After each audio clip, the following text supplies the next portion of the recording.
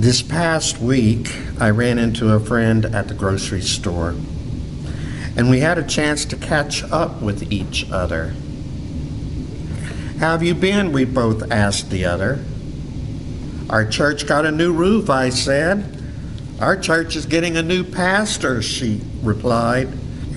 It was our own version of "fine, I'm doing fine, everything's wonderful." But as the conversation progressed, its tone seemed to change. We know each other well enough to be honest, and we both admitted to being tired. We are tired, at times bone-weary tired, and it seems that everyone we know is tired too. So maybe the 23rd Psalm is a fitting text for our day and time, because if it's a psalm for anyone at all, it's most definitely a psalm for the tired and weary. And maybe it's a fitting psalm for Mother's Day, because if anyone knows a thing or two about being tired, it's mothers and those who have taken on a mothering role. The ones who through the night sit by the bedside of the feverish child. The ones who feel as if they are constantly disciplining the child when it would be so much easier not to do so. The ones who are worn down with worry, trying to keep food on the table and a roof over the head of the child they love. Mothers are tired. But it's not just mothers. My friend and I both agreed that every time we hear the news, it seems as if it's just one more thing to weigh you down. Women's bodies are being legislated with the inevitable overturn of Roe v. Wade. They will no doubt be forced to bear children against their will, while men are free from any consequences. And women are tired. Last year marked record highs for anti-transgender violence in the U.S., and the annual number of anti-LGBT bills to have been filed has skyrocketed over the past several years, from 41 in 2018 to 238 in less than 3 months of this year, with most of them targeting trans people. And the transgender community is tired. For most Americans, inflation is running far ahead of the pay raises that many have received in the past year, making it harder for them to afford necessities like food, gas, and rent. The inflation we are experiencing is the sharpest spike in 40 years, and likely only an indication of even higher prices to come. And consumers are tired. As Russia continues to decimate Ukraine, the world seems to be watching on the sidelines. Oh yes, we contribute weapons and funds, and we impose sanctions, but millions of Ukrainians have been displaced from their home, and thousands have died, and food has become a weapon of war as innocent civilians are starving to death because access to food has been cut off by the Russians. Ukrainians are tired. And all of this on the heels of a 2-year pandemic that has overwhelmed the health industry and taken the life of one person after another from families and loved ones. We have been denied human touch for 2 years, and although Zoom has become a way of life, most of us are zoomed out, and we are all tired. Everyone is tired. And we need a shepherd to restore our soul. And today's sacred text says that God is that shepherd. But as tired as we are, sometimes we resist rest. Even though we know the news headlines have little to offer in the way of hope, we obsessively scan them, knowing full well our blood pressure will only go up when we do. Social media has become a platform for divisive arguments, and yet we habitually find ourselves looking at our phones to see who's angry at whom and maybe to even join in the fray. We complain about our full calendars even while we stuff them fuller with appointments and meetings. And so it's not surprising that the psalmist says, God makes me lie down in green pastures. Because left to my own devices, I won't do it willingly. I have to have my phone taken away from me and made to lie down.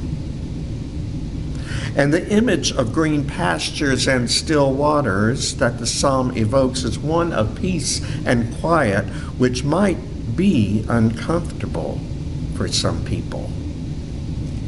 But so is freedom for the bird who has been caged all its life. In the next movement of the psalm, we are reminded of God's presence in our lives, even in the valley of the shadow of death, making it a popular text for funeral services. But many translations, ours included, instead of calling it the valley of the shadow of death, refer to it as the darkest valley through which God leads us. Barbara Brown Taylor talks about that darkness in her book, Learning to Walk in the Dark, which I can't recommend highly enough. So I will simply share with you some excerpts of her poetic wisdom from that book. In its introduction, she writes, "Darkness is shorthand for anything that scares me, that I want no part of, either because I am sure that I do not have the resources to survive it, or because I do not want to find out." But she goes on to say, "I have learned things in the dark that I could never have learned in the light. Things that have saved my life over and over again, so that there is really only one logical conclusion. I need darkness as much as I need light." A few pages later, she writes, "Step one of learning to walk in the dark is to give up running the show. Next, you sign the waiver that allows you to bump into some things that may frighten you at first. Finally, you ask darkness to teach you what you need to know." When we run from darkness, she writes, how much do we really know about what we are running from? If we turn away from darkness on principle, doing everything we can to avoid it because there is simply no telling what it contains, isn't there a chance that what we are running from is God? And in the final excerpt I will share, she writes, "When we cannot tolerate the dark, we try all kinds of artificial lights, including but not limited to drugs, alcohol, shopping, shallow sex, and hours in front of the television set or computer. There are no dark emotions, just unskillful ways of coping with emotions we cannot bear. The emotions themselves are conduits of pure energy that want something from us, to wake us up, to tell us something we need to know, to break the ice around our hearts, to move us to act. We need the darkness as much as we need the light, if we ever hope to survive our weariness. But we need a guide and protector in the scary places in life, and that guide is God.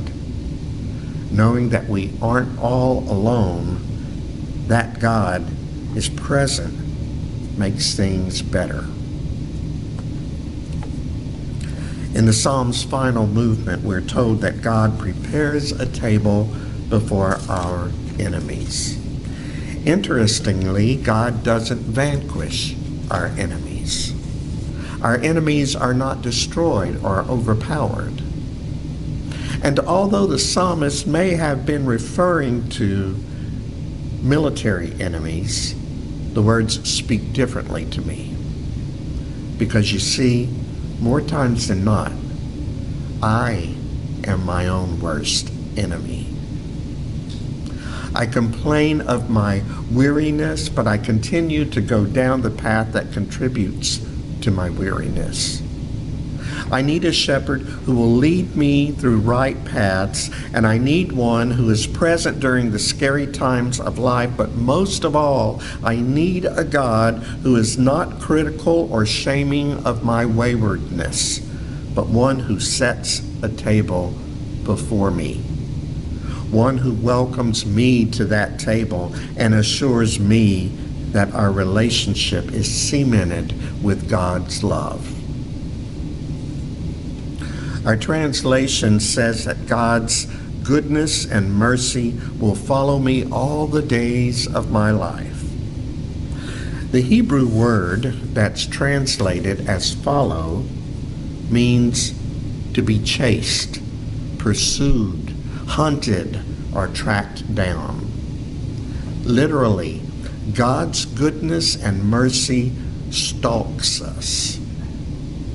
God's love hunts us down and never lets us go.